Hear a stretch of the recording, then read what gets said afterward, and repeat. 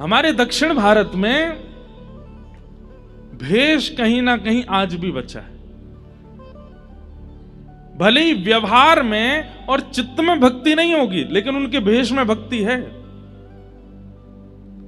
भले ही वो असद वस्तु खा रहे हैं, लेकिन खाएंगे काय पे? केले के पत्ते पे। वो बात अलग है कि भाई देखो कलयुग अपना प्रभाव तो दिखाएगा ना, लेकिन किसी न किसी रूप में यहां के लोगों में, हमारे भारतीय भाई बंधुओं में भेष में भक्ति का दर्शन होता है। इसलिए हमारी आपसे प्रार्थना है, यहां भक्ति नृत्य करती है। भक्ति का जन्म स्थान है दक्षिण भारत। जो उत्तर भारतीय लोग भी यहां विराजते हैं, उनसे भी हमारी प्रार्थना, और जितने युवा सुन रहे हैं उनसे भी हमारी प्रार्थना, रोज ही हो जाए तो बहुत अच्छी बात है, नहीं तो हफ्ते में एक दिन तो पूर्ण वैष्णव भेष में रहिए। अपने मस्तक पर तिलक धारण कीजिए। शास्त्र आज्ञा, मैं कल श्लोक याद करके सुना दूंगा। सूना माथा अगर किसी का हम देखते हैं, हम गंगा जी स्नान करके आए, बद्रीनाथ होकर के आए, केदारनाथ होकर के आए, जगन्नाथपुरी होकर के आए, द्वारिकापुरी होकर के आए, इतने सारे पुण्य इकट्ठे करके आए, लेकिन जैसे हम किसी सूने माथे वाले व्यक्ति को देखते हैं तो सूने माथे वाले व्यक्ति को देखने से पुण्य क्षीण होते हैं। सोचिए आप, कितनी बड़ी बात है। आप कहेंगे महाराज जी तो फिर क्या? दो ही उपाय हैं। एक तो सामने वाला व्यक्ति सूना माथा ना रखे। भाई तुम खुद पुण्य नहीं कर रहे, दूसरों के तो क्षीण मत करो। चाहे एक बिंदी सही धारण करो, चाहे एक तिलक ही सही धारण करो। वैसे तो शास्त्रों में आ गया 12 अंगुल, ये उंगलियां 12 गिनो, इतना होना चाहिए। 12 नहीं हो तो अष्टांगुल, अष्टांगुल नहीं हो तो 4 अंगुल, 4 अंगुल नहीं हो तो 2 अंगुल, 2 अंगुल नहीं तो 1 अंगुल होना चाहिए। माताओं के सिर पर भी बिंदी आदि कुछ होनी चाहिए। और दूसरा उपाय क्या है? बोले सामने वाला भले ही तिलक नहीं लगा रहा, तुम तिलक लगा के चलो, तो उससे क्या होगा कि उसके सूने माथे देखने से आपका पुण्य क्षीण नहीं होगा। तो भक्ति विराजती है दक्षिण भारत में, यहां उत्पन्न होती है। ऐसे ही दक्षिण में अत्याद्भुत देवस्थान हैं, जहां श्री तिरुपति हैं, तिरुपति बालाजी, जहां श्री रंगनाथ भगवान श्रीरंगम में हैं, जहां पद्मनाभ भगवान त्रिवेंद्रम में हैं, जहां संपत कुमार भगवान बेंगलोर के पास में है, और एक बहुत सुंदर मेरा अति प्रिय स्थान है केरला में है गुरुवायूर, वहां पर छोटे से गोपाल जी हैं। इतने सुंदर सुंदर स्थान दक्षिण भारत में, ऐसा लगता है कि हमने अच्छा। अब एक बात और सुनिए, स्कंद पुराण में ऐसा भाव है कि त्रेता युग में प्रकट हुए साक्षात राम जी को देखने से जो जो पुण्य प्राप्त हो रहे थे लोगों को, साक्षात राम जी का दर्शन करने से जो प्राप्त त्रेता में लोगों को हो रहा था, वही पुण्य इस कलिकाल में श्री तिरुमला वेंकटेश भगवान का दर्शन करने से प्राप्त होता है।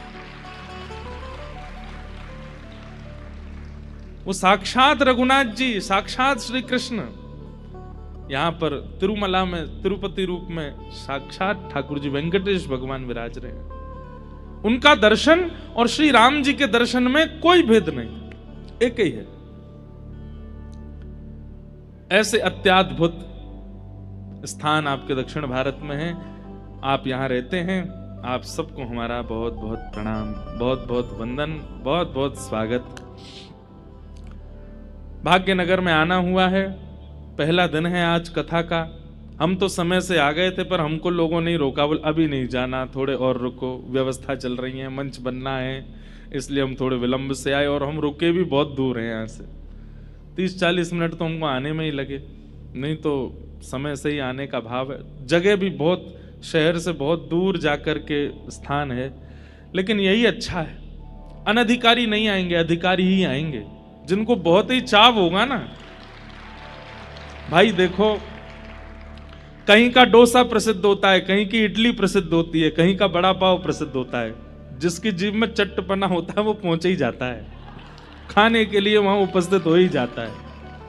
अब आपके घर के भारी बड़ा पाव है तो आप साल में एक ही बार खाते होंगे या 2-2 साल तक खाते ही नहीं होंगे, लेकिन दूर होता है तो फिर जाते भी हैं। तो ऐसे ही जिनके चित्त में निश्चित ही श्री प्रियालाल जी के दिव्य लीला को सुनने का अत्यंत चाव होगा, वो कैसे भी आ जाएंगे, बस पकड़ के आएंगे, ऑटो पकड़ के आएंगे, बाइक से भग के आएंगे, रेनकोट पहन के आएंगे, आ ही जाएंगे। और उनमें से आप सब लोग हैं, इसलिए आप सब लोगों को बहुत बहुत प्रणाम। मैं तो पहले जगह मैंने कि भाई इतना दूर शहर से, लेकिन फिर मन में आया कि नहीं चलो अधिकारियों की, अब अधिकारियों के दर्शन होंगे। जैसे सरकारी अधिकारी होते हैं उनकी बड़ी वैल्यू होती है, वो कहीं पहुंच जाएं तो सारे काम बनते चले जाते हैं।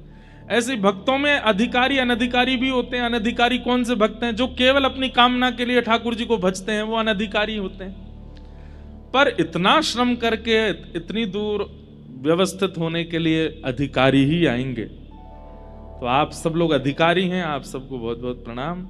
आज कथा का प्रथम दिवस है, हम कथा में प्रवेश करते हैं। दूसरी बात, राधाष्टमी उत्सव आ रहा है।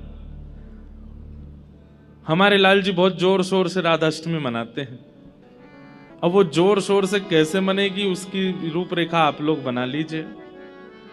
राधाष्टमी हमारी या तो व्रज में होती है या कहीं सुंदर स्थान पर ही राधाष्टमी करते हैं जब से लाल जी आए, क्योंकि लाल जी का अभिषेक भी होता है और फिर उस दिन हमारे ठाकुर जी चुनरी पहनते हैं, श्यामा सखी बनते हैं। साल में 2 बार हमारे ठाकुर जी लाली बनते हैं, एक तो राधाष्टमी पर और दूसरे एक श्यामा सखी का श्रृंगार प्रणाली है श्रीनाथ जी में, उस दिन ठाकुर जी सखी बनते हैं। पर अभी व्यस्तता के कारण केवल साल में एक ही बार सखी बनते हैं और वो राधाष्टमी को ही बनते हैं। उस दिन हमारे लाल जी पीताम्बरी आदि नहीं पहनते, उस दिन तो बढ़िया सुंदर ठाकुर जी जो माताओं का श्रृंगार होता है चुनरी आदि ओढ़ करके बढ़िया बनते हैं। तो पहले अभिषेक होगा, फिर ठाकुर जी का श्रृंगार होगा, फिर ठाकुर जी उस दिन पालना विराजेंगे और वैसे तो फिर दधी काना होता है। अब दधी काना यहाँ हो पाएगा तो करेंगे, नहीं हो पाएगा तो फिर जैसे हम करे बिना मानेंगे नहीं हम, वो तो होगा। जब लाल जी का उत्सव इतना धूमधाम से, हमारे व्रज में लाल जी का उत्सव फीका हो जाता है। अरे कहां तक कहें, जब ठाकुर जी प्रकटे ना गोकुल में तो वृषभानु बाबा आए और वृषभानु बाबा टीको लेके आए। टीको कहते कहें रोका करवे आए लाला को, दुनिया तो बधाई लेके आई है और श्री वृषभानु बाबा सीधे टीको ही करवे आए हैं। नंद मेहरगर धोटा जायो बरसाने ते टीको आयो। नंद बाबा बोले बाबा इतनी सारी सामग्री, बोले सामग्री बधाई ना लेके आया हूं मैं, तो बोले लाला को ब्याह पक्को करवे आया हूं। नंद बाबा बोले ब्याह तो पक्को करवे आए, लाली तो भई ना अभी। अब कई जगह मत ऐसा है कि श्री जी बड़ी हैं, कई जगह मत ऐसा है श्री जी छोटी हैं। हम तो श्री जी को छोटे ही माने, वैसे तो प्रभाव में तो बड़ी हैं। हमारी माई श्यामा जू को जाके अधीन सदा ही सांवरो, या ब्रज को सिर ताज। हमारे माई श्यामा जू को राज, वैसे तो लाडली जी को राज चले ही है, लेकिन भावना की दृष्टि से दोनों पक्ष हैं। कई पक्षों में श्री जी बड़ी हैं, कई पक्षों में श्री जी छोटी हैं। तो लाडली जी तो अभी भई नहीं है। तो नंद बाबा बोले आप ब्याह को टीको लेके आएंगे, लेकिन लाली तो भई ना अभी। बोले टीको कर जाएंगे तो लाली को आना पड़ेगा, जमाई को पहले ही टीको कर देंगे तो लाली आवेगी। और 1 वर्ष बाद बरसाने में बधाई होने लगी। नंद बाबा, यशोदा मैया, लाला तीनों गए। ठाकुर जी गोद में गए 1 साल के, पीली झंगुली पहन करके, बगनखा पहन करके, सिर पर नेक्सो से मोर पिछ बांध के। ठाकुर जी की गर्दन अब संभलन लगी है, 1 साल के है गए। 2 दतुइयां निकल आई हैं, यशोदा मैया की गोद में चढ़ के गए। तो नंद बाबा बार बार यशोदा मैया से यही कहते जा रहे हैं, बोले हमारे लाला के जन्मोत्सव जैसा उत्सव ना भयो, हमारे लाला को उत्सव बहुत जोरंते भयो, हमारे लाला के उत्सव में ये भयो वो भयो, सब चर्चा करते जा रहे। बरसाने अभी किलोमीटर दूर है और वहीं से ही कहा देख रहे हैं नंद बाबा, पीरे पीरे पीरे पीरे बादल दिखाई दे रहे हैं आकाश में। नंद बाबा बोले ये ऐसे पीरे पीरे बादल, बिल्कुल केसर जैसो रंग, और केसर जैसो रंग बादलन को कब होवे, या तो सूर्य उदय हो रहे हो या सूर्य अस्त हो रहे हो, और इस समय ना तो सूर्य उदय हुआ है ना अस्त हुआ है, मध्याह्न का समय है, 12-1 बजे होंगे दोपहर के, और पीरे पीरे बादल। बोले ऐसो कैसे? तभी पता चली कि महाराज बरसाने में लाली के हैवे पर ऐसो दधी कानो कियो, दही हल्दी केसर मिलाए के ऐसी कीच मचाई है महाराज कि बादर भी केसरी है गए श्री जी के जन्मोत्सव पे। तब नंद बाबा ने दूर से ही समझ गए, बोले हमारे लाला को उत्सव तो फीको पड़ गो, लाडली जी को उत्सव तो अद्भुत है। तो एक प्रकार से हमारे लाल जी की जन्माष्टमी जैसी मनती है, उससे 21 होनी चाहिए राधाष्टमी, और वो जिम्मा अब आप भाग्यनगर वालों को मिला है। तो इसलिए राधाष्टमी पे कोई चूक रहे नहीं जाए। भले ही चौथे दिन कृष्ण जन्म होगा कथा में, राधाष्टमी 30 की है, 31 की, 31 की, अभिषेक 31 को होएगो, और फिर पूरे दिन उत्सव मनेगो 31 तारीख, यानी कि 3rd लास्ट डे कथा का। कथा के अनुसार तो उस दिन गोवर्धन लीला होगी, लेकिन अब उसकी योजना आप लोग सब जो यहाँ के व्यवस्था प्रमुख सब लोग बैठ के बनाओ। हमारे लाल जी आनंदित है जाए कि भाई भाग्यनगर में राधाष्टमी में सुख है गयो, आनंद है गयो। तो ऐसी भावना है। आइए अब ज्यादा विलंब ना करते हुए, आज प्रथम दिन का कथा का है, कथा में प्रवेश करते हैं। कल से बिल्कुल समय से कथा अपने स्थान पर प्रारंभ होगी। आप सब लोग समय का ध्यान रखिएगा। बोलो वृंदावन बिहारी लाल की सच्चिदानंद रूपा। उद्देश्य यदि है तो भागवत सुनने का अधिकार पूर्ण होगा, प्राप्त होगा।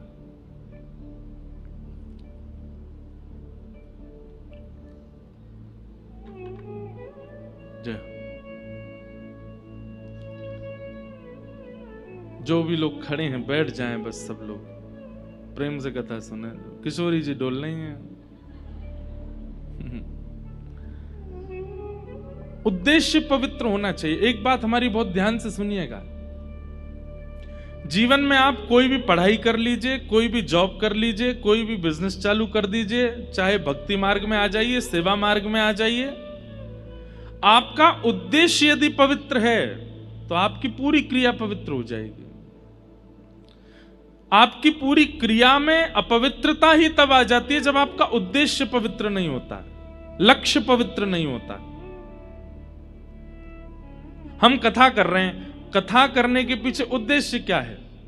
अगर उद्देश्य दक्षिणा है, अगर उद्देश्य पॉपुलैरिटी है, अगर उद्देश्य बहुत भीड़ इकट्ठा करना है, तो कथा से परिवर्तन नहीं हो पाएगा, चाहे हम कितना भी कहते रहें। आप श्याम बाबा का कीर्तन करते हैं, पर कीर्तन करने के पीछे उद्देश्य यदि पवित्र नहीं है तो आपके संगीत में, आपके भाव में, आपके भजनों में सार नहीं लगेगा। आप ठाकुर जी का श्रृंगार करते हैं, खाटू श्याम बाबा का कैसा सुंदर श्रृंगार होता है, पुष्पों, इतने सारे पुष्प लगाए जाते हैं, लेकिन कहीं ना कहीं अगर पुजारी जी के चित्त में उद्देश्य यदि ये नहीं है कि जितने वैष्णव आए दूर दूर से चल के जैसे ही श्याम बाबा को देखें तो उनके नेत्र सजल हो जाएं, उनके चित्त में प्रेम आ जाए, अगर ये उद्देश्य नहीं होगा तो श्याम बाबा को कितना चंदन लगाए लो, दर्शनार्थी के चित्त में प्रेम प्रकट हो नहीं पाएगा, उसके संशय का समाधान नहीं हो पाएगा। आपका उद्देश्य पवित्र होना चाहिए, आपकी क्रिया पूरी पवित्र हो जाएगी। व्यक्ति की क्रिया अपवित्र कब होती है? जब उसका उद्देश्य ही विचित्र होता है। पढ़ाई क्यों कर रहे हैं? पैसा कमा करके उसको दिखाना है मुझे, उसने ऐसा कह कैसे दिया मुझसे, उसने मेरे सामने ऐसे मेरे पिताजी को ऐसा बोल कैसे दिया, उसको करके दिखाना है। आप पा तो लेंगे उस स्थान को कि जहां आप उसको दिखा सको, लेकिन बहुत दिन तक टिक नहीं पाओगे। भगवान श्री कृष्ण पांडवों का संग केवल इसलिए करते हैं क्योंकि युद्ध के पीछे उनके चित्त में खून करना नहीं है, युद्ध के पीछे उनके चित्त में किसी का वंश उजाड़ना नहीं है, अपने अधिकार को प्राप्त करना, अपने पिता का जो राज्य था वह लेना, यह उद्देश्य है। और कौरवों का उद्देश्य क्या है? भले ही उनके पास भीष्म पितामह है, भले ही उनके पास द्रोणाचार्य है, भले ही उनके पास एक से एक अद्भुत योद्धा हैं, पर उद्देश्य खराब है। क्या? इन पांडवों को कैसे भी नष्ट करो, इनके यहां पर भृगु ऋषि को भेज दो, इनको लाक्षा भवन में जला करके नष्ट कर दो, इनको 14 वर्ष का वनवास करा दो और उसमें ऐसा कर दो, ऐसा कर दो। उद्देश्य पवित्र नहीं है, इसलिए ठाकुर जी ने कौरवों का संग नहीं किया। क्रिया चाहे छोटी हो, कर्म चाहे छोटा हो चाहे बड़ा हो, उद्देश्य पवित्र रखिएगा, ठाकुर जी आपके साथ खड़े हो जाएंगे आकर के। कहीं ना कहीं हमारा उद्देश्य पवित्र होता है।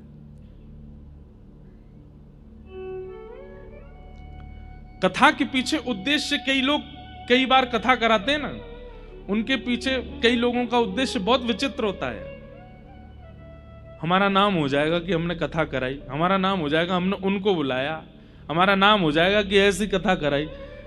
अगर इस उद्देश्य से कथा कराते हैं ना, कथा का कोई रूप उनको प्राप्त नहीं होता। कई नेताजी लोग भी कथा कराते हैं, वो कब कराते हैं? जब वोट का समय आता है ना उनका, जब इलेक्शन का समय आएगा तब कथा कराएंगे। बीच बीच में महाराज जी हमारा नाम लेकर के बोल दिया करना, बहुत अच्छे हैं। कथा का उद्देश्य ही परिवर्तित। अब वो कथा भक्ति जागृत कैसे कर सकती है जिसको वोट मांगने के लिए कथा करानी है? अभी तो खैर हमें ऐसी कथा नहीं आती, अब पहले बहुत आती थी, तब करनी भी पड़ती थी मजबूर में। पर मैं जाते जाते बोले ही देता था कि उद्देश्य पवित्र नहीं है तो फिर कथा भी पूरी सुन लेंगे तो भक्ति जागृत नहीं होगी। कई लोग इसलिए कथा कराते थे कि हमारे घर में संतान नहीं है, संतान हो जाए। कई लोग इसलिए कथा कराते, बेटा का ब्याह नहीं हो रहा है इसलिए हो जाए, व्यापार चल जाए। उद्देश्य कहीं संसार रख लिया कथा के पीछे तो आप बहुत बड़े भाव से वंचित हो जाओगे। आज हम पहले ही आपको सावधान कर रहे हैं, उद्देश्य केवल ये रखिएगा, श्याम सुंदर सदा हमको प्यारे रहें, हम उन्हीं के रहें, वो हमारे नहीं। गाइए, श्याम सुंदर। ताली मत बजाओ, बस गाओ। हमको प्यारे रहे, हम उन्हीं के रहे, वो हमारे। कितनी अच्छी आवाज है आपकी, खुद को भी नहीं सुनाई दे रही होगी। ऐसे उद्देश्य होगा। अरे गाइए, जितनी तेज लड़ाई करते हो घर में उतनी तेज कीर्तन करो। जितनी तेज आप घर में चिल्लाते हो उतनी तेज स्वर में ठाकुर जी का कीर्तन जिस दिन प्रारंभ हो जाएगा ठाकुर जी मिल जाएंगे आपको। श्याम सुंदर सदा हमको प्यारे रहे, हम उन्हीं के रहे, वो हमारे रहे। श्याम सुंदर सदा हमको प्यारे रहे, हम उन्हीं के रहे, वो हमारे। परसों कथा चल रही थी जयपुर में, वहां भी मैंने स्मरण किया था हमारे गिरिराज जी में पंडित श्री गया प्रसाद जी महाराज हमारी हर कथा सुनते हैं सामने बैठ के। आपकी गोद में प्रियालाल जी खेलते थे इसी कलिकाल में, आज से 30-40 साल पहले। आपसे किसी ने आके कही, बोले लाला बहुत खेल है, ठाकुर जी बहुत पीड़ा देते हैं, ठाकुर जी बहुत जीवन में उथल पुथल मचाते हैं, कभी मेरे काम रुकवा दें, कभी मेरे पैसा खर्च करवा दें, कभी मेरी मैया बीमार कर दें, कभी मेरी पत्नी को उठाए दें। ठाकुर जी बहुत खेले।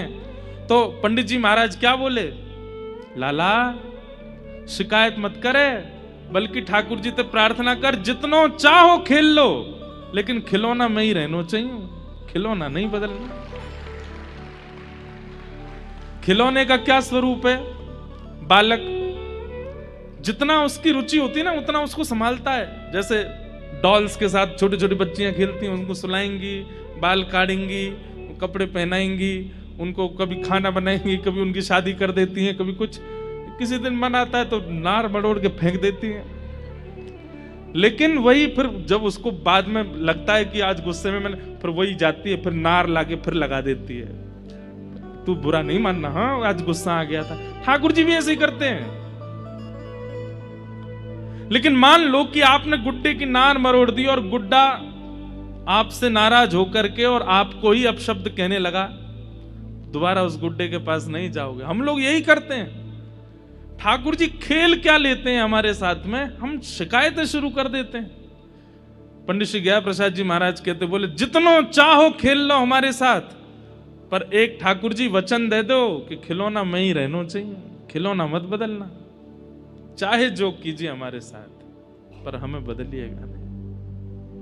इसलिए भैया उद्देश्य पवित्र रखो कि इस कथा के सप्ताह वे दिन जब ये कथा विश्राम हो, हर दिन आप ठाकुर जी के थोड़े समीप पहुंचो। आज जितने हैं, शाम को कथा विश्रांति तक आप ठाकुर जी के और समीप होने चाहिए। कल कथा प्रारंभ से विश्राम तक और समीप आ जाने चाहिए। अरे आपका उद्देश्य इतना पवित्र हो जाए कि 7वें दिन यहां कथा विश्राम हो, भले ही सब चले जाएं, लेकिन इस पंडाल में ही कहीं आपको शाम सुंदर दिख जाए। बस ये हो जाए कि आ गए सन्मुख। भागवत की कथा से उद्देश्य की कामना पूर्ति करने वाले लोगों से हमारी प्रार्थना है, यहां वैभव मत मांगिए, यहां संपत्ति मत मांगिए, यहां यश मत मांगिए, यहां ऐश्वर्य मत मांगिए, केवल कृष्ण को मांगिए। श्रीमद् भागवत जी वो प्रदान करने के लिए बैठी हैं। मतलब वही बात हो गई कि आप साड़ी की दुकान पर गए और साड़ी वाले से बोल रहे, भैया कलाकंद खिला दो। कलाकंद है नहीं, वो मंगवाएगा, किसी को भेजेगा, भाई वो बाहर दुकान है मिठाई की, वहां से ले आओ। भैया थम्स अप पिला दो, है नहीं, मंगवाएगा। भैया दूध पिला दो, अरे भाई तुम साड़ी तो लो। ठीक वैसे ही भागवत जी की शरण में आकर के आप कहोगे कि हमारे जीवन के आर्तों को दूर कर दो, तो भागवत जी फिर बाहर ब्रह्मा जी इसके आर्त दूर करो। आप भागवत जी कथा में आकर के कहेंगे कि हमारे जीवन के ये कामनाएं इनको पूर्ण करवा दो, तो फिर भागवत जी बाहर किन्हीं देवताओं को ढूंढेंगी, भाई इसकी कामना पूरी करो। लेकिन भागवत जी से आपने अगर कामना की कि आप केवल श्याम सुंदर को प्रदान कर दो, भागवत जी कहेंगे हमारी गोद में बैठे, ले तेरी गोद में बैठा दो, ये तो मेरे पास है, ये तो मेरी सामग्री है। भागवत जी की सामग्री है श्री कृष्ण, मांगिए प्रदान करेंगे। इसलिए उद्देश्य पवित्र रखिएगा। भगवान के 3 रूप हैं, सत्य, चैतन्य और आनंद। बहुत ध्यान से सुनिएगा। सबसे पहला ठाकुर जी का स्वरूप क्या है? सत्य। सत्य विश्वास होता है।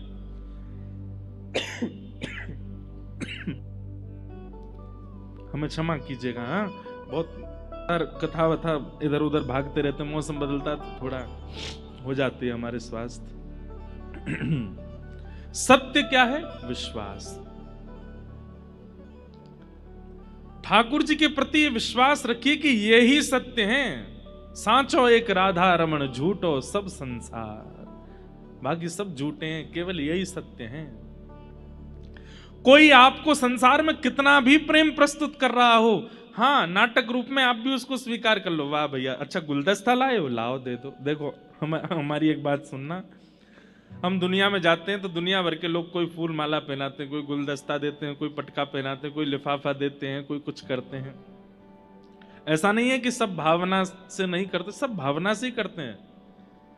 पर अब हम इतने आदी हो गए व्यवहार के, हमें पता है कि वो एक औपचारिकता है, वो केवल एक क्या बोलते हैं उसको, वो एक केवल फॉर्मेलिटी है।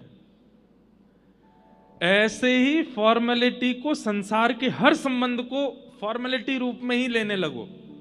ये फॉर्मेलिटी बस चल रही है और उसमें बहुत अच्छे से अपनी प्रस्तुति करो। सामने वाला फॉर्मेलिटी कर रहा है, भले ही वो कितना भी प्रेम प्रस्तुत कर रहा हो, फिर भी आप उसको फॉर्मेलिटी ही समझो। खूब अच्छे से उसके द्वारा प्रस्तुत किए गए भाव को स्वीकार करो। अरे भैया, अरे तुम तो बहुत प्रेम करते हो हमारे, तुम ही हो हमारे, और कौन है, सब कुछ है। पर जब ठाकुर जी के सामने जाओ तो हाथ जोड़ के कहो, नाथ ये सब व्यवहार कर रहे हैं, फॉर्मेलिटी कर रहे हैं, वास्तविकता तो आप देते हैं। सच्चे तो केवल आप हैं, बाकी सब तो केवल व्यवहार मात्र कर रहे हैं। मां कहती है मेरा बेटा आंखों का तारा, वही बेटा अगर जॉब छोड़ करके घर में बैठ जाए, मां मैंने रिजाइन दे दिया, क्यों? तू ही तो कहती थी कि तेरे बिना मन नहीं लगता, तू बहुत बाहर रहता, घर रहे। अब मैं सुबह शाम आलू के परांठे बनाऊं, घर ही रहूंगा, मैं कुछ नहीं करना। वैसे तो मां का वात्सल्य अति अद्भुत होता है, पर फिर भी 2-4 महीने बाद मां के मन में भी आएगा कुछ करा धरा तो कर, पूरे दिन मांगता रहता आलू का पराठा। संसार बड़ा नश्वर है बंधुओं। लोगों को जब ये बात अनुभव हो जाती है ना कि आपसे उनका कोई क्रिया भाव नहीं है, वो अपने व्यवहार को छोड़ने लगते हैं, दूर करने लगते हैं। पर ठाकुर जी से प्रेम स्वच्छ क्यों है? क्योंकि आपसे ठाकुर जी का कोई काम नहीं बनने वाला, पर वो फिर भी आपके संग रहते हैं। आप जो पवाते हैं पाते हैं, जैसे पहनाते हैं पहनते हैं, जहां ले जाते हो वहां जाते हैं। आप भोग नहीं लगाएंगे तो ठाकुर जी भूखे नहीं रहेंगे, आप नहीं सुलाएंगे तो ठाकुर जी सोएंगे नहीं, ऐसा नहीं है। पर फिर भी वो आपसे कितना प्रेम करते हैं, आपके संगी रहते हैं, उसी को तो प्रेम करते हैं। कहते हैं जहां पर व्यवहार की इच्छा नहीं है फिर भी प्रेम है, वो ठाकुर जी तो हैं। इसलिए वो सत्य है, बाकी सब असत्य है संसार में। केवल फॉर्मेलिटी चल रही है, स्वीकार कर लो। वास्तविकता तो केवल ठाकुर जी दे रहे हैं। सत्य, भगवान सत्य है। दूसरी बात, ठाकुर जी चैतन्य है, वो जड़ नहीं है। आप उनके प्रति जड़ बुद्धि मत रखा कीजिए। हमारी बात मानिएगा, जिस दिन आप भगवत सेवा से जड़ बुद्धि निकाल देंगे, उस दिन से आपकी सेवा अद्भुत होने लग जाएगी। आपके मन में यह व्यवहार नहीं है कि ये जड़ हैं, उसी दिन से। एक बार सागर एक जगह है मध्य प्रदेश में, वहां पर एक बिहारी जी का मंदिर है, बहुत ध्यान से सुनिएगा। तो वहां बिहारी जी का मंदिर है, तो वहां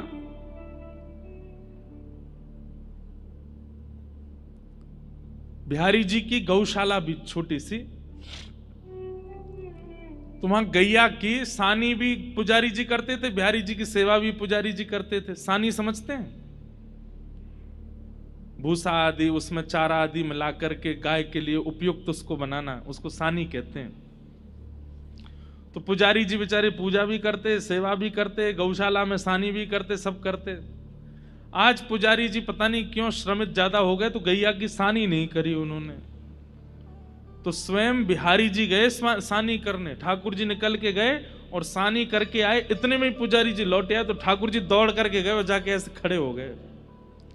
जैसे ही ठाकुर जी जाके खड़े हुए, तो पुजारी जी ने क्या देखा, गौशाला से लेके मंदिर तक पूरे ऐसे भूसा पड़ा हुआ है, भूस पड़ा हुआ है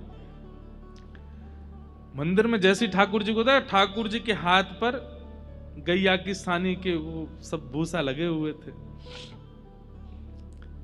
पुजारी समझ गए, बोले जय जय, आज मैं भूल गया तो आप सानी करके आए गैया की। तो ये कथा हम सुना रहे थे कथा में, तो हमने केवल ये बताया कि पुजारी जी ने देखा कि ठाकुर जी के हाथ में सानी के भूसा लगे हैं, और पुजारी जी के नेत्र सजल हो गए। मैंने कहा भैया ऐसे बिहारी जी आपके सागर में विराजते हैं। अब इतना कहकर के कथा विश्राम हो गई, हम जैसे जाने लगे, एक बालक दौड़ा दौड़ा आया, बोले महाराज जी आपने क्या कर दिया? मैंने क्यों? आपने कथा सुनाई कि बिहारी जी सानी करके आए हैं, अपने आसन पे आके बैठ गए हैं, पुजारी जी आकर के उनको देख करके रोने लगे और आपने वहीं कथा विश्राम कर दी। मैंने इससे आगे कथा है भी नहीं। अरे कम से कम इतना तो बोल देते कि पुजारी जी ने कपड़ा लेके ठाकुर जी के हाथ पहुंचे, अब रात भर ठाकुर जी के हाथ में सानी लगी रहेगी। आपने कथा वहीं विश्राम कर दी। अब यहां देखिए, वो व्यक्ति कथा को कथा की तरह नहीं सुन रहा है, वो व्यक्ति कथा को ऐसे सुन रहा है कि प्रत्यक्ष लीला हो रही है, महाराज जी उसको बता रहे हैं।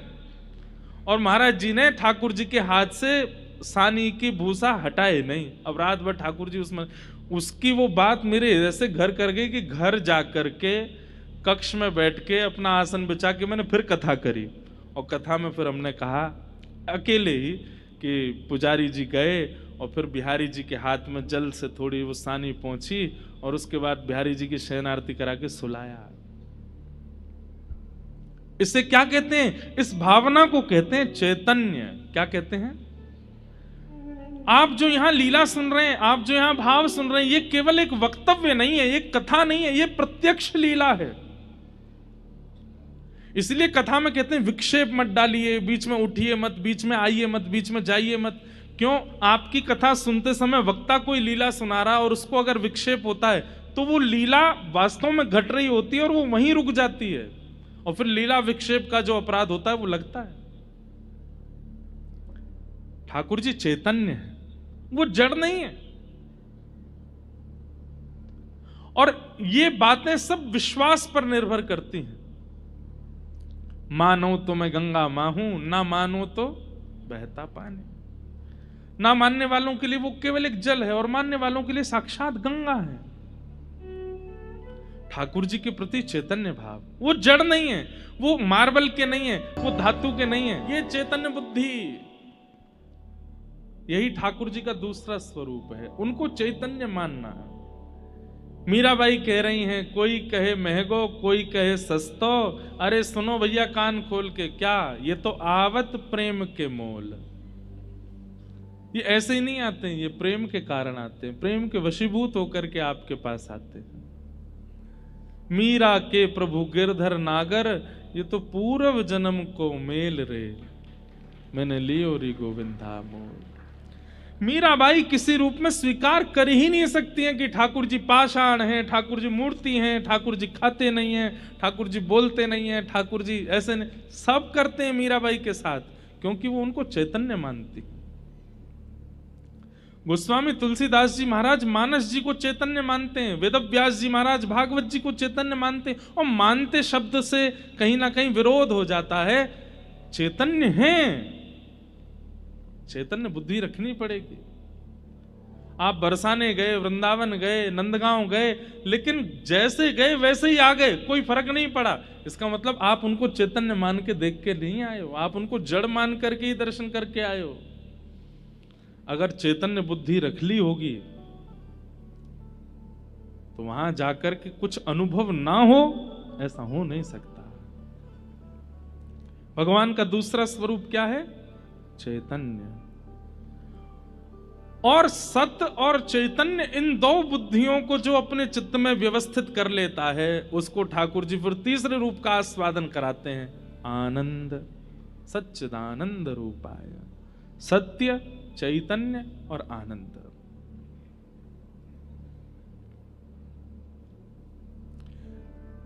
वेंकटाचल पर्वत जो है, जहां तिरुपति बालाजी विराजते हैं, वहां पर एक महापुरुष विराजते थे, सदगृहस्थ महापुरुष, गृहस्थी थे।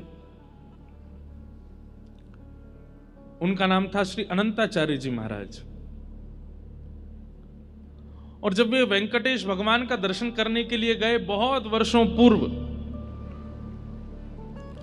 तो वहां उनके चित्त में एक भावना प्रकट हुई कि इतनी गर्मी है यहां पर, और ये पर्वत पर ठाकुर जी इतनी गर्मी में विराजते हैं। एक ठाकुर जी के सुख के लिए यहां पुष्करणी होनी चाहिए, पुष्करणी तालाब, जलाशय हो, जिसमें ठाकुर जी कभी नौका विहार कर लें, कभी जल क्रीड़ा कर लें, आनंद करें। इसलिए हमारे वैष्णवों में भी नियम है कि जब जेठ का महीना आता है तो सब लोग अपने अपने घरों में भी ठाकुर जी के आगे एक टब जैसा रखते हैं, उसमें खूब पानी, उसमें गुलाब जल आदि रखेंगे, उसमें कमल आदि रख देते हैं, फुब्बारा लगा देते हैं आर्टिफिशियल, ठाकुर जी को जल का सुख हो। उसी को श्री वैष्णव परंपरा में पुष्करणी कहते हैं। विश्व में जहां कहीं भी मंदिर है, ठाकुर जी की पुष्करणी जरूर सिद्ध होती है।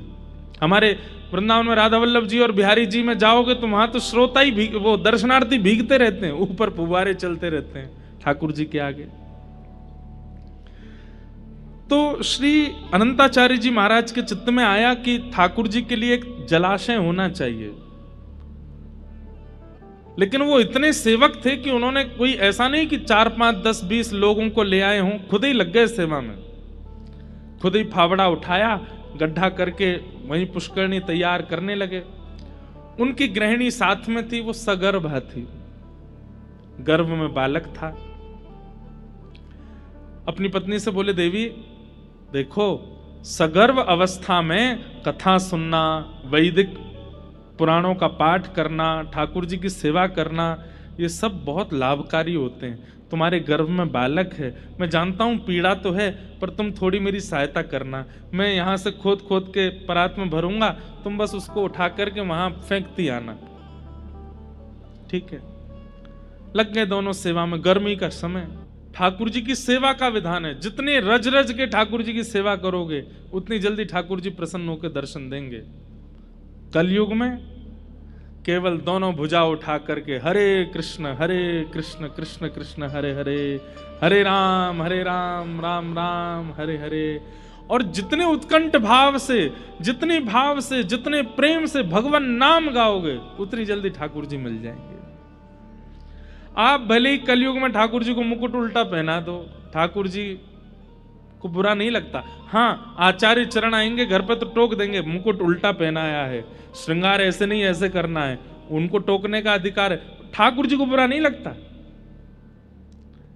ठाकुर जी कहें अब तू जैसे चाहे कर ले। कलयुग है भैया। हमारे पूज्य नाना जी पंडित श्री कृष्णलाल शास्त्री जी, वो इतनी अच्छी व्याख्या करते थे। बोले, लाला दीपावली पे पटाकिन की दुकान जब खुलेगी ना, तब अगर तू जावेगो तो पटाखे बहुत महंगे मिलेंगे। और बोले जब पटाकिन की दुकान बंद है रही हो, पुलिस घूमती है ना कि बंद करो 9-10 बजे सब बंद, उस समय अगर पहुंचोगे तो दुकानदार को ये लगती जल्दी जल्दी मेरे पटाखे बिके, तो वो 100 रुपए वाला पटाखा भी 50 में बिक देगा। ठीक वैसे ही ये संसार दुकान है। सतयुग में ये खुलती है, इसलिए भगवत प्राप्ति बहुत महंगी है। कलयुग में शटर बंद हो रहे हैं, कलयुग में विश्राम हो रहा है। तो जब यहां जीव कहता मैं तप नहीं कर सकता, ठाकुर जी बोलते मत करे, यज्ञ कर ले, बोले यज्ञ भी नहीं होगा। बोले मत करे, सेवा कर ले, बोले वो भी नहीं होगी। अरे एक बार हरि बोल दे, बोले हाँ वो बोल दूंगा। बोले जल्दी बोल और मुंह पा ले। इसलिए कलयुग में भगवत प्राप्ति बड़ी सहज कर देते हैं ठाकुर जी, बड़ी सर। अभी हम निकल नहीं पा रहे हैं। अभी भक्तमाल की कथा पूरी हुई ना परसों जयपुर में, वहां श्रीमन चैतन्य महाप्रभु का चरित्र कहा। क्या अद्भुत चरित्र है महाप्रभु जी का। पूरा नहीं हो पाया, 3 दिन कहे, 3 दिन में भी महाप्रभु जी का चरित्र बहुत थोड़ा थोड़ा कहा, तब भी बहुत अधूरा रह गया। नाम की कैसी महिमा, अद्भुत। इसलिए कलयुग केवल नाम आधारा, ये नाम के आधार पर चलता है।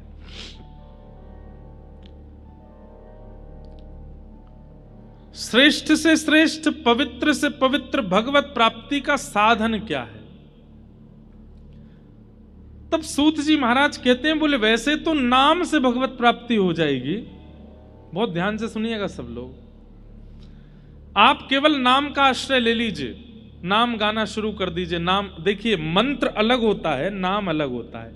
कई लोग जब मंत्र दीक्षा ले लेते हैं तो दीक्षा लेने के बाद बोलते महाराज जी नाम क्या जपना है? नाम आप कोई भी जप सकते हो। श्री राधा जपो, श्री कृष्ण कृष्ण जपो, गोविंदा गोविंदा वेंकट रमना गोविंदा जपो।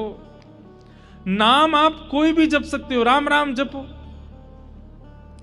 लेकिन मंत्र वही होना चाहिए जो आचार्य चरणों ने आपको प्रदान किया। मंत्र नहीं बदल सकते।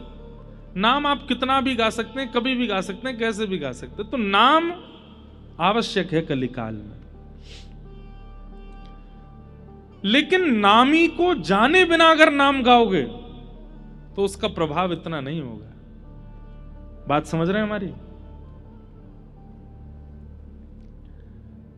आपको दवाई दे दी गई, आपने दवाई ले ली, तो दवाई अपना असर तो करेगी, लेकिन अगर दवाई भीतर जाकर के किस ऑर्गन पे जाएगी, अंदर जाके ऐसे डिसॉल्व होगी, फिर 1 घंटा बाद ऐसा होगा, ये पूरी अगर प्रक्रिया आपको पता चल जाए तो कहीं ना कहीं आप और जल्दी रिकवर करने लग जाओगे और जल्दी ठीक हो जाओगे।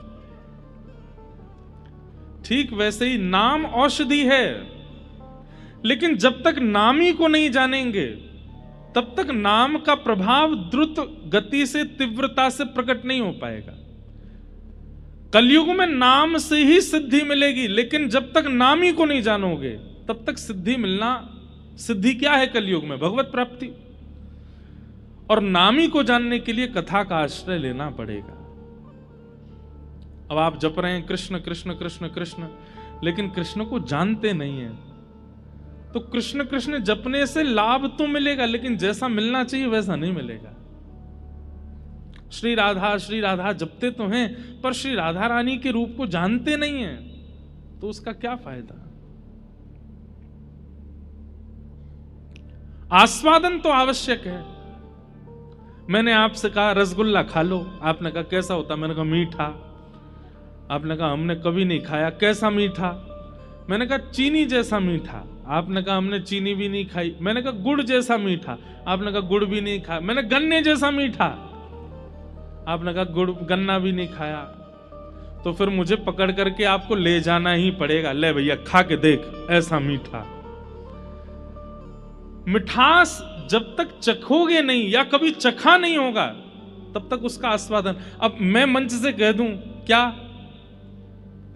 विष्णु विष्णु विष्णु जपने लग जाओ, आप कहोगे उससे क्या होगा? मैंने कल्याण होगा। कैसा कल्याण होगा? बोले जैसा राजा अम्बरीश के साथ हुआ। आप कहोगे अम्बरीश के साथ कैसा हुआ? बोले जैसा ध्रुव जी के साथ हुआ। आप कहोगे ध्रुव जी के साथ कैसा हुआ? जैसा प्रहलाद जी के साथ हुआ। प्रहलाद जी के साथ कैसा? अब मैं कितना भी बताऊं कि उनके साथ हुआ, उनके साथ हुआ, आपको वो तब तक अनुभव नहीं होगा जब तक आप स्वयं आस्वादन नहीं कर लोगे। और वो आस्वादन कराती है भागवत की कथा। इसलिए यहां सूत जी महाराज उत्तर देते हुए कहते हैं, काल व्याल मुखग्रास त्रास निर्णास हेतवे श्रीमद् भागवतम शास्त्रम कलौ कीरेण भाषितम्।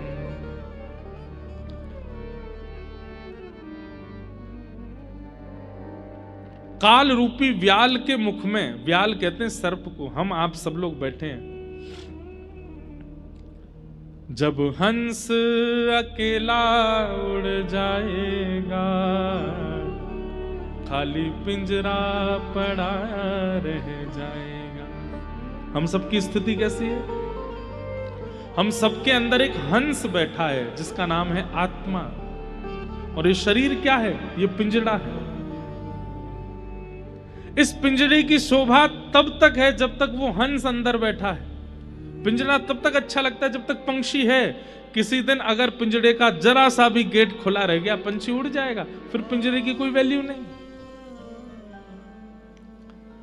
हम आप सब लोगों का जीवन ऐसा ही है। हमारी वैल्यू केवल तब तक है जब तक प्राण है, लेकिन ये प्राण कब चले जाएं कुछ नहीं पता। भगवान नहीं करे, हम आज की कथा सुना रहे हैं, पर कल की कथा सुना पाएंगे इसकी कोई हमारे पास में कोई गारंटी नहीं है। आप सुन पाओगे इसकी आपके पास कोई गारंटी नहीं है। प्राण कभी भी जा सकते हैं। काल व्याल मुखग्रास त्रास निर्णास हेतवे। ये काल रूपी सर्प के मुख में बैठे हैं हम। कब तक जीवित हैं? जब तक काल का मुख खुला है। सर्प का मुंह खुला है तब तक चूहा जिंदा है। सर्प जैसे ही मुख बंद करेगा मृत्यु निश्चित है।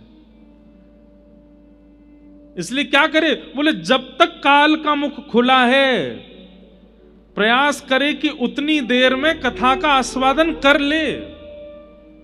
क्योंकि काल ने अगर मुख बंद कर लिया और आपने कथा का आस्वादन नहीं किया तो कहीं ना कहीं आप अपने कल्याण से भटक जाओगे। एक बात हमारी बहुत याद से सुनिएगा। मैं और आप इस संसार में भले ही कितने उद्देश्य लेके आए हों, धन कमाना है, ऐश्वर्य कमाना है, नाम कमाना है, प्रॉपर्टी बनानी, फैक्ट्री बनानी, जो भी है, पर मूल बात यह है कि हम इंसान बन के इसलिए आए कि दोबारा हमें आना ना पड़े इस पृथ्वी पर। अगर आप किसी अन्य जीव को देखते हो ना, आप छिपकली देखते हो, आप कॉकरोच देखते हो, आप गधा देखते हो, आप किसी अन्य जीव को देखते हो, आप ये बात जान सकते हो इसका पुनर्जन्म होगा। लेकिन मानव देह मिला है तो इसका मतलब क्या है? इसको अपॉर्चुनिटी मिली है, ये चाहे तो अपने जन्म मरण के चक्कर से अभी छुटकारा पा सकता है। और उसके प्रयास में जो लग जाता है उसी व्यक्ति का जीवन सफल है।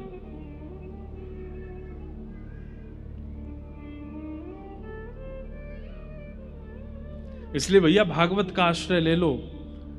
काल आवे, मृत्यु आवे, उससे पहले पहले भागवत जी का आस्वादन करते हुए जीवन में जो जो वक्ता बताते हैं उनको अपने जीवन में इंप्लीमेंट करना शुरू कर दो, लाना शुरू कर दो, उसी से कल्याण हो जाएगा। और नाम का आश्रय ले लो। श्रीमद् भागवतम शास्त्रम कलौ कीरेण भाषितम। इस कलिकाल में भगवत प्राप्ति का श्रेष्ठ से श्रेष्ठ, पवित्र से पवित्र यदि कोई साधन है तो वो साधन भागवत की कथा है। हम कहां तक कहें, 7 दिन भी बहुत दूर की बात है। 2 घंटे, 1 घंटा, 10 मिनट कथा सुनकर के मैंने देखा है लोगों को परिवर्तित होते हुए।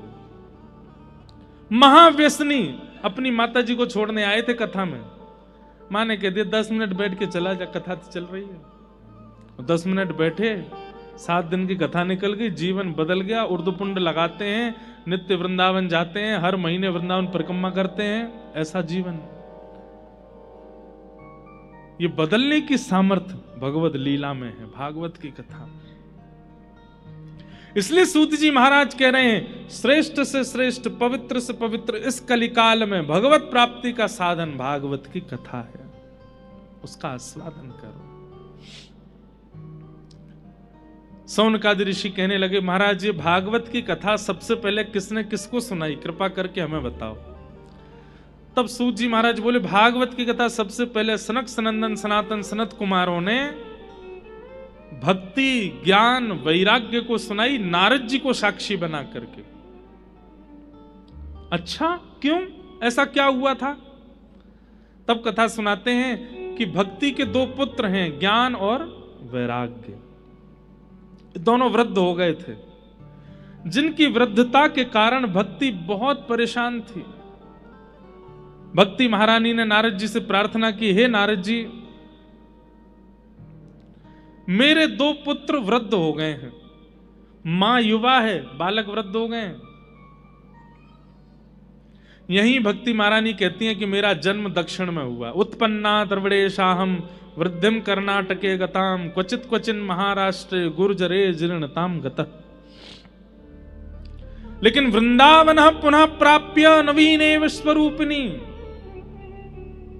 पूरे भारत में भ्रमण करते हुए जब मैं वृंदावन आई तो वृंदावन आकर के मैं युवा हो गई।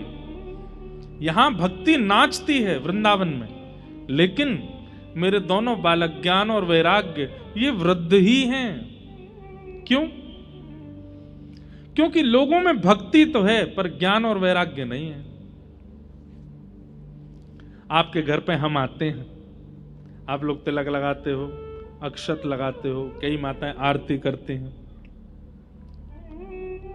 उनसे पूछा जाए क्यों कर रहे हैं? स्वागत है महाराज जी, स्वागत नहीं, उसके पीछे कारण है। आप तिलक इसलिए लगाते हैं नमोस्तुते व्यास विशाल बुद्धे। व्यक्ति श्रेष्ठ जब घर आता है तो उसके सिर पर तिलक इसलिए लगाया जाता है कि उनकी बुद्धि को हम प्रणाम कर रहे हैं, या हम अपना भाव प्रकट कर रहे हैं कि इनकी बुद्धि जो है वो सदमार्गीय रहे, इसलिए हम उसको तिलक लगाते हैं। अक्षत किस लिए लगाते हैं? बोले अक्षत लगाने से आयु बड़ी होती है, आयु लंबी होती है, इसलिए हम अक्षत लगाते हैं। और द्वार पर आया हुआ अतिथि भगवान के समान है, इसलिए उसकी आरती उतारते हैं। लेकिन हम लोग क्या जानते हैं? स्वागत है, ये तो भक्ति तो है, ज्ञान नहीं।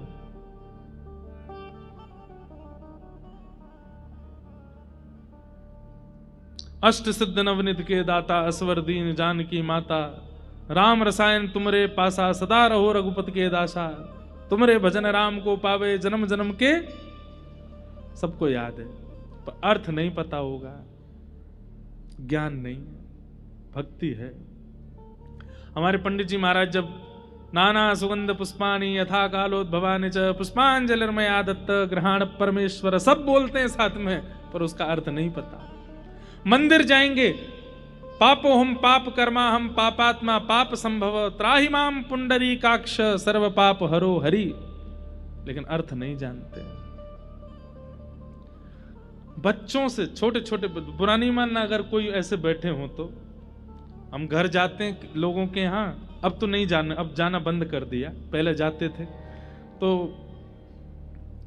छोटे छोटे बच्चे, महाराज जी को गायत्री मंत्र सुनाओ। गायत्री बोलने का, इस प्रकार सुनाने का, बच्चों को रटाने का अधिकार नहीं है। जब तक आपका यज्ञोपवीत संस्कार नहीं हो जाता, जब तक कोई आचार्य चरण आपका यज्ञोपवीत करा करके आपके कान में गायत्री नहीं बोल देंगे, तब तक आप गायत्री का उच्चारण नहीं कर सकते, नहीं तो गायत्री का प्रभाव उल्टा पड़ेगा। नहीं जानते, हम मंच पे माइक पे नहीं बोल सकते। लोग सुबह सुबह योगा करते हैं पार्क में, और उस समय वॉल्यूम तेज करके वो चल रहा होता है, तत्सवितुर्वरेण्यम, उसमें ये हाँ जोर जोर से हंस रहे हैं, गायत्री चल रही है। ज्ञान नहीं है, हम जानते ही नहीं है। शंकर जी पर दूध क्यों चढ़ाया जाता है, पंचामृत क्यों चढ़ाई जाती है, हमें पता नहीं है, बस चढ़ा रहे हैं। उसका तात्पर्य क्या है? और अब एक नई चीज हो गई है, आजकल सोशल मीडिया का जमाना आ गया है, तो इतना ज्ञान दिए जा रहे हैं सब लोग, इतना ज्ञान दिए जा रहे हैं कि महाराज बस पूछो ही मत। जगन्नाथ जी के हृदय में द्वारिकाधीश जी का दिल धड़क रहा है, बहता हुआ आ गया था समुद्र से।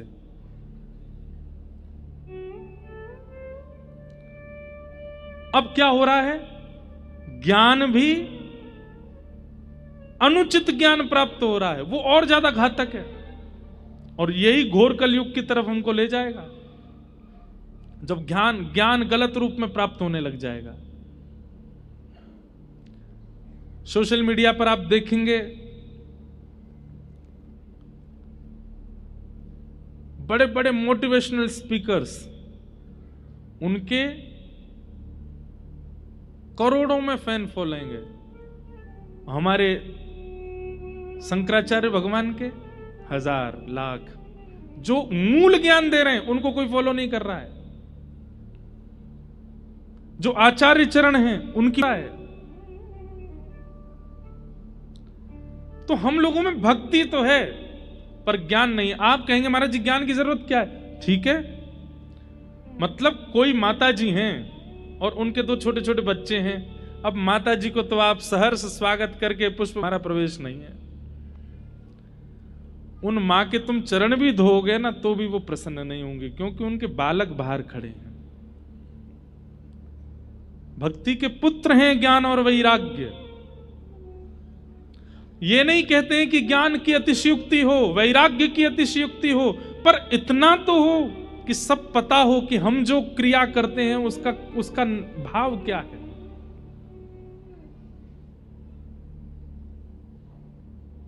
ज्ञान, सद और असद की स्थिति को ज्ञान कहते हैं। सही क्या है, गलत क्या है, ये जान लेना ये भी ज्ञान नहीं है, ये जान करके इंप्लीमेंट करना ये ज्ञान है।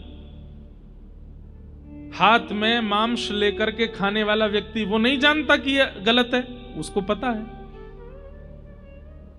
लेकिन वो फिर भी खाता है। हम सब जानते हैं कि क्या गलत है क्या सही है, पर फिर भी हम करते हैं क्योंकि वो इंप्लीमेंट नहीं हो पा रहा। इसीलिए भक्ति हमको लाभ नहीं देती।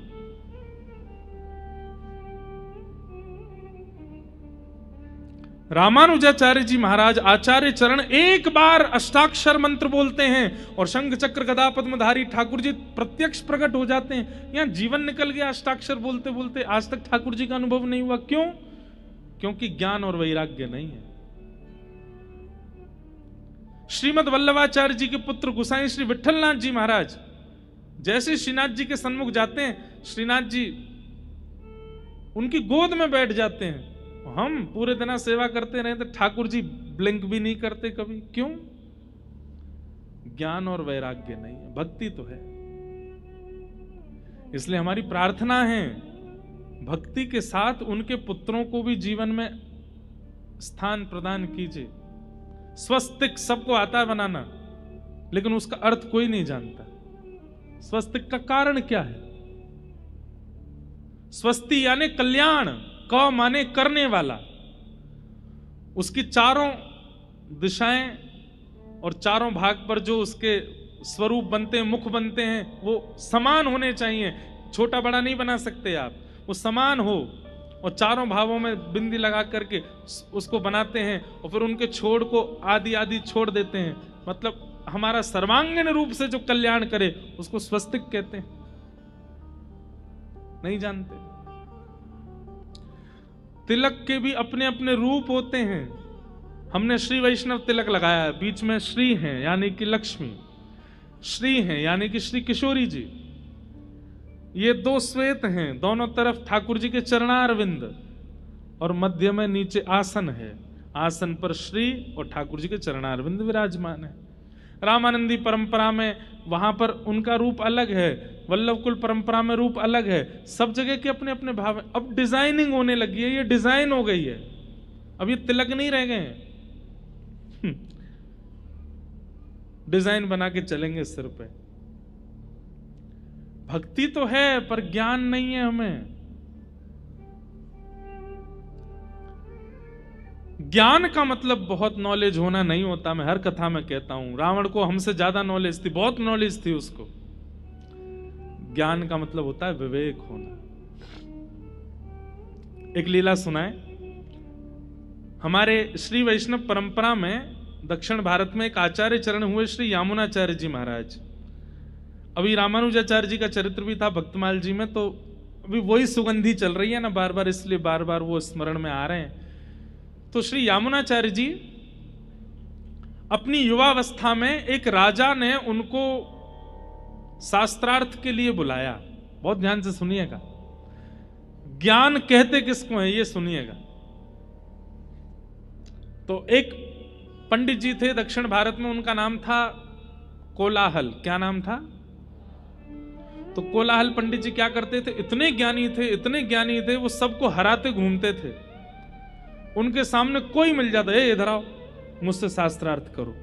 और सामने वाला जब हार जाता था तो उससे कहते, अब एक पत्र पे लिखो मैं कोलाहल पंडित जी से हार गया, आज के बाद ये मुझे जब भी मिलेंगे मैं इनको दंडवत प्रणाम करूंगा, कुछ दक्षिणा दूंगा।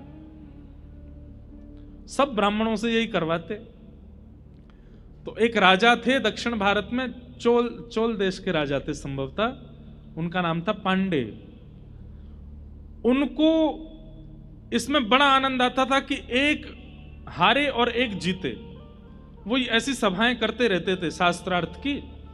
तो उन्होंने कोलाहल पंडित जी को परमानेंट रख लिया अपने राज्य में। बोले मैं ढूंढ ढूंढ करके विद्वानों को लाऊंगा, आप सबको हराते जाओ और मेरे देश का नाम रोशन करते जाओ। कोलाहल पंडित जी सबको हराते थे। तभी किसी ने नाम प्रस्ताव किया, बोले कि यामुनाचार्य जी हैं, उनको बुलाओ। तो यामुनाचार्य जी के लिए पालकी भेजी गई। पालकी में बैठ करके यामुनाचार्य जी आए, सामने कोलाहल पंडित जी बैठे, इधर यामुनाचार्य जी बैठे। तो बहुत ज्यादा गुण होना भी अच्छा नहीं होता। एक बात हमारी लिख लीजिएगा, कहीं अगर जगह मिले तो आपको लिखने की, थोड़ा सा अपूर्ण रहना चाहिए। बहुत योग्य और बहुत पूर्णता नहीं होनी चाहिए जीवन में। घड़े में थोड़ा पानी कम होगा, बोतल में थोड़ा पानी कम होगा तो खोलने पर छलकेगा नहीं। ऐसे ही कई लोगों को लगता है कि हम सर्वांगीण रूप से ऑलराउंडर बन जाएं, ये भी कर लें, वो भी कर लें, ये भी आ जाए, वो भी आ जाए, ये भी आ जाए और परिपूर्ण आ जाए। नहीं, थोड़ा अपूर्ण रहने दीजिए अपने आप को। थोड़ा ज्ञान में भी अपूर्ण रहो, थोड़ा भक्ति में भी अपूर्ण रहो, थोड़ा वैराग्य में भी अपूर्ण रहो, थोड़ा खाने पीने में भी पेट को अपूर्ण रखो। अपूर्णता आवश्यक है, क्योंकि जो पूर्ण होता है ना उसका छलकने लग जाता है। तो कोलाहल पंडित जी पूर्ण थे, यामुनाचार्य जी शांत बैठे थे। तो कोलाहल पंडित जी, देखना तुम जो कहोगे उसी पर मैं तुमको हरा दूंगा और ये करूंगा वो करूंगा। राजा ने कहा, आज किस विषय पर शास्त्रार्थ होगा? तो कोलाहल पंडित जी बोले, ये यामुनाचार्य जी का शांत सा मुखड़ा देख करके मुझे लगता है बड़े बड़े विषय पर तो ये हार जाएंगे मुझसे, इनकी आवाज ही नहीं निकल रही है। तो एक बड़ा सामान्य सा विषय रखते हैं। बोले क्या? ये जो कुछ भी कहेंगे मैं उसका खंडन करूंगा। मतलब आपने कहा ऊपर पर्दे का रंग है सफेद, तो अब मेरा काम है कि मैं कैसे भी खंडन करूंगा, नहीं ये सफेद नहीं है, और मुझे ये सिद्ध करना पड़ेगा कि ये सफेद नहीं है। इसको कहते हैं खंडन शास्त्र। तो कोलाहल पंडित जी बोले, इनके शांत मुद्रा देख करके लगता है बहुत बड़ा शास्त्रार्थ ये कर नहीं पाएंगे मुझसे, तो ये जो कुछ भी कहेंगे उसका मैं खंडन करूंगा।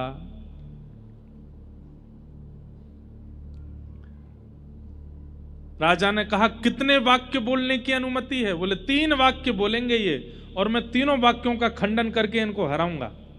यामुनाचार्य जी शांत बैठ करके सुन रहे थे, मंद मंद मुस्कुरा रहे थे। राजा ने कहा, शुरू किया जाए। तो यामुनाचार्य जी सबसे पहला शब्द बोले। एक कोलाहल पंडित जी जो हैं, इनकी माता जी जो हैं वो काकबंध्या हैं। काकबंध्या बोलते हैं जिनके एक ही संतान होती है, जिनके 2 संतान नहीं होती, दूसरी नहीं हुई, तीसरी नहीं हुई, एक ही है, उनको काकबंध्या। और कोलाहल जी अकेले ही थे, ना उनकी कोई बहन थी ना कोई भाई था। यामुनाचार्य जी बोले, इनकी माता जी काकबंध्या हैं, करिए खंडन। अब कोलाहल बोले, इसका खंडन कैसे करूं? मैं अकेला ही हूं, मेरे कोई भाई नहीं बहन नहीं, खंडन वाला नहीं चलेगा, कोई और बात करते। वो समझ गया कि ये मुझे हरा देंगे अब। तो राजा बोला, नहीं नहीं, अभी 2 वाक्य रह गए हैं, उनमें खंडन भी कर दोगे तो भी आपकी विजय मानी जाएगी। तो सीरीज में 3 मैच यदि हैं तो 1 हार गए तो 2 जीत जाओ तो भी सीरीज होती है ना आपकी। बोले अभी तो 1 ही हारे हो, अभी 2 बातें और बोलेंगे। तो यामुनाचार्य जी दूसरी बात बोलते हैं, चोल देश के राजा पांडे ये बड़े धर्मनिष्ठ राजा हैं, ये बड़ी नीति से चलते हैं, गुरु आज्ञा का पालन करते हैं, करिए इस बात का खंडन। अब वो पांडे राजा देखे, राजा को देखे, राजा तलवार पकड़े, करो खंडन। हाथ जोड़ करके बोला, इस बात का भी कोई खंडन नहीं। बोला, अब तीसरी बात सुनो, ये पांडे राजा की जो पत्नी है ना वो एकनिष्ठ पतिव्रता है, करो खंडन। राजा ने कह दिया तो तू अंतिम बात का भी खंडन करेगा तो भी मैं तुझे समान पुरस्कार दे दूंगा। यामुनाचार्य जी बोले, पांडे राजा की पत्नी जो है वो पतिव्रता नारी है, करो खंडन। पांडे वो कोलाहल पंडित जी चरणों में गिर गए, बोले महाराज आप क्या हैं? तब यामुनाचार्य जी कहते हैं, बहुत पढ़ा लिखा होना ज्ञानी नहीं कहलाता, किस जगह कितना बुद्धि का प्रयोग करना है उसको ज्ञान कहते हैं। और वही ज्ञान भक्ति का बेटा है, भक्ति का पुत्र है।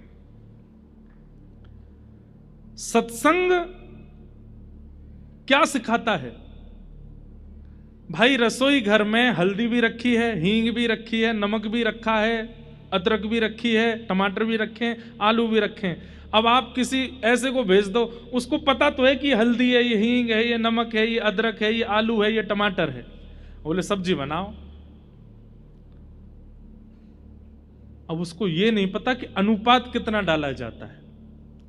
कहीं से भी टमाटर काटेगा, कहीं से भी अदरक छील देगा, सब कुछ मिला मिलू करके बना के दे देगा, और उसको यही नहीं पता कि नमक कितना डालना है, तो बिगाड़ देगा ना सब्जी को। हम आप सब लोग ऐसे ज्ञानी हैं, हमें पता तो है रामचरितमानस में ये है, श्रीमद् भागवत में ये है, खाटू श्याम जी की महिमा ये है, बद्रीनाथ जी की महिमा ये है, जगन्नाथ जी के महाप्रसाद की महिमा ये है, तिरुपति बालाजी में केशदान की महिमा ये है ये, पर उसका जो मूल आधार है वो हम नहीं जानते। इसलिए जितनी हल्दी डालनी चाहिए उतना नमक डाल करके हम सब्जी बिगाड़ देते हैं। भाई हल्दी की मात्रा 1 चम्मच डलेगी, नमक की मात्रा तो चुटकी से डलेगी। और ये कौन सिखाता है? ये कथा सिखाती है। ज्ञान तो हो गया, लेकिन उस ज्ञान का प्रयोग कैसा होना चाहिए जीवन में, ये सत्संग सिखाता है। एक प्रकार से कह दें तो सत्संग क्या करता है?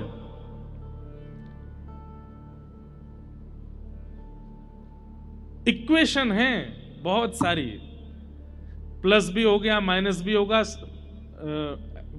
डिवाइडेशन भी हो गया, मल्टीप्लिकेशन भी हो गया। अब उस पूरी इक्वेशन का जो मूल रूप निकल करके आएगा, आपका तो दिमाग घूम गया, अब क्या करना चाहिए? तो श्रीमद् भागवत जी क्या कैलकुलेटर है, लो यहां पे ये माइनस करो, ये प्लस करो, ये डिवाइड करो, ये करो, इज इक्वल टू ये। ऐसे ही आपके पास में जितना कुछ भी है उस सबको एक फॉर्म में ला करके व्यवस्थित करना, ये भागवत जी करते हैं। नहीं तो किसी में ज्ञान ज्यादा है, किसी में वैराग्य ज्यादा है, किसी में गुण की अधिकता ज्यादा है, किसी में रूप गर्विष्ठता है, किसी में अभिमान है, लेकिन सबको मिनिमाइज करके बिल्कुल एक सिमेट्री में करने का काम सत्संग करता है। इसलिए सत्संग बहुत आवश्यक है। ज्ञान कितना होना चाहिए? जितना सत्संग में प्राप्त हो,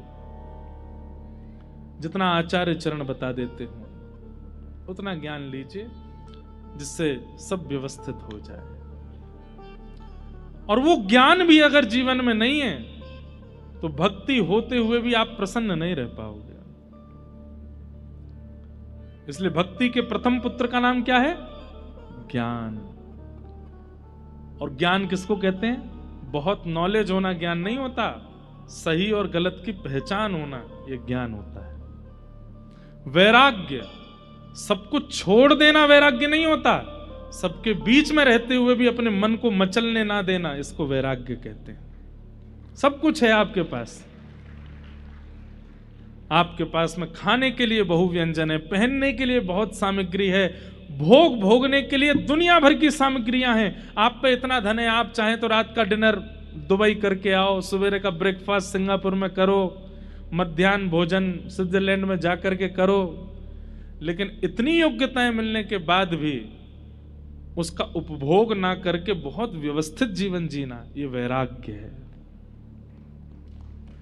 वैराग्य का मतलब सब छोड़ देना नहीं होता, सबके बीच में रहते हुए भी मन को मचलने ना देना, ये वैराग्य है। और ये दोनों ही भक्ति के पुत्र हैं। हमारी बात मान लीजिए, आप जितनी भक्ति करते हैं उतनी भक्ति ही आनंद देने लग जाएगी, अगर सही अनुपात में ज्ञान और वैराग्य आपके जीवन में आ गए तो।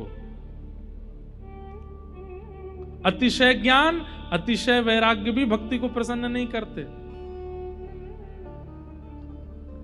बालक मां को ज्यादा प्यारा तो हमेशा ही रहता है, पर अधिक प्यारा तब होता है जब वो मां के अंडर में ही रहे।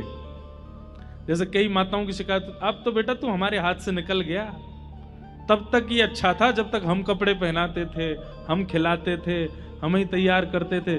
और बच्चे तभी तक ही अच्छे रहते हैं जब तक वो माँ के अंडर में रहें, माँ ही खिलावे, माँ ही पहनावे, माँ ही सुलावे, माँ ही उठावे, बालक बिगड़ता ही नहीं। जिस दिन बालक अपने शर्ट का बटन खुद लगाने लग जाता है, खुद खाने लग जाता है, अच्छी बात है, वो तो योग्य बन ही जाता है, पर कहीं ना कहीं जब अपने जीवन के निर्णय भी खुद लेने लग जाता है, वहीं से थोड़ा बिगड़ना शुरू हो जाता है। तो ज्ञान और वैराग्य कितने होने चाहिए कि भक्ति के अंडर में ही रहें, भक्ति से अधिक ना हो, पर हो तो हमारे अंदर, हमारे पास तो उतने भी नहीं है। भक्ति प्रसन्न तभी होती है जब ज्ञान वैराग्य हो। नारद जी महाराज से कहा कि महाराज मेरे पुत्रों को युवा कीजिए, नारद जी महाराज भ्रमण करते हुए बद्रिकाश्रम गए और बद्रीनाथ में जाकर के सनक सनंदन सनातन सनत कुमारों से कहा कि भक्ति के पुत्र ज्ञान और वैराग्य की योग्यता के लिए कोई साधन बताइए, ये दोनों कैसे प्रबल होंगे। तब आपने 5 प्रकार के यज्ञ बताए और उसमें पंचम यज्ञ क्या बताया? ज्ञान यज्ञ। और ज्ञान यज्ञों में भी सर्वश्रेष्ठ ज्ञान यज्ञ कौन सा है? कि सत्कर्म सूचको नूनम ज्ञान यज्ञ स्मृतो बुधैः श्रीमद्भागवतालाप सतु गीत सुखादिभिः। सुखदेव जी के द्वारा परीक्षित को जो ज्ञान दिया गया है भागवत का, वह ज्ञान यज्ञ सर्वश्रेष्ठ यज्ञ है। अगर उस ज्ञान यज्ञ का कोई आस्वादन कर ले तो उसके चित्त की भक्ति प्रसन्न, ज्ञान और वैराग्य युवा हो जाएंगे। भागवत का आश्रय ले। तब नारद जी महाराज ने आपसे आज्ञा लेकर के आनंद वन में भागवत की कथा कराई और भागवत के वक्ता भी कौन बने? सनत कुमार। सनक सनंदन सनातन सनत कुमार कथा सुनाने लगे। बड़े बड़े देवता ऋषिगण सब आके कथा में बैठे। जैसे ही भक्ति अपने दोनों वृद्ध बालकों को लेकर के कथा में प्रवेश करती है, भक्ति सुतौ तौ तरणौ गृहीत्वा प्रेमैक रूपा सहसा विरासित श्री कृष्ण गोविंद हरे मुरारे नाथेति नामानि मुहुर्वदन्ति। भक्ति महारानी अपने बालकों के साथ जैसे ही प्रवेश करती है, उनके दोनों पुत्र भी युवा होते चले जाते हैं। कथा का ये प्रभाव है, बहुत ध्यान से सुनिएगा।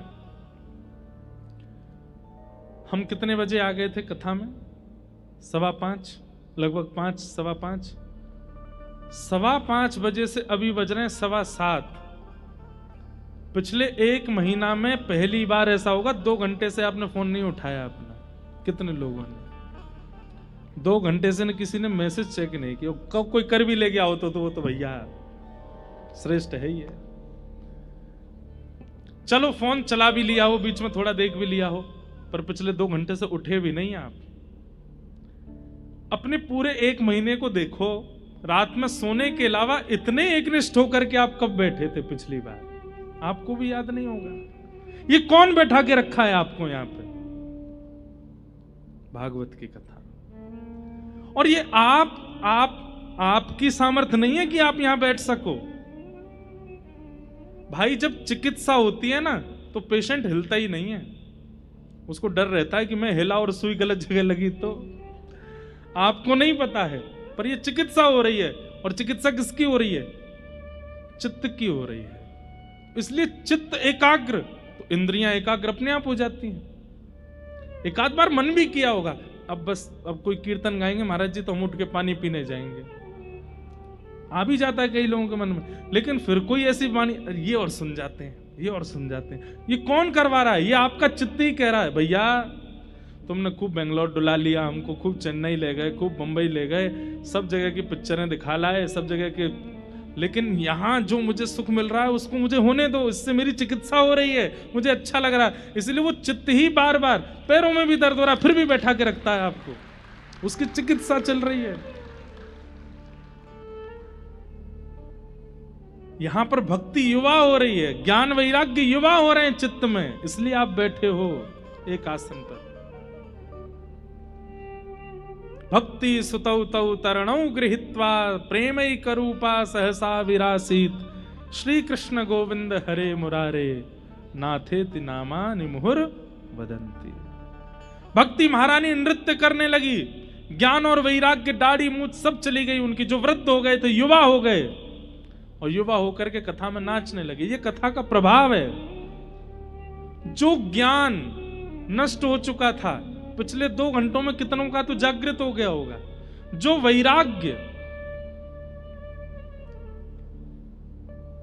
वैराग्य देखो कैसा, कई लोगों को एडिक्शन होता है, किसी को चाय का होता है, किसी को कुछ खाने का होता है, किसी को चलो खाना पीना तो हम सामान्य देखने का ही होता है, एडिक्शन होता है कईयों को।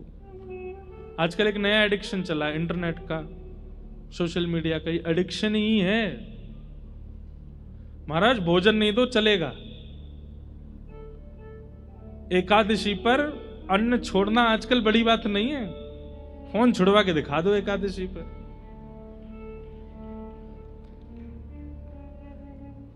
गुरुजी द्वादशी कब लग रही है, जल्दी बताओ, अंगूठों में दर्द हो रहा है,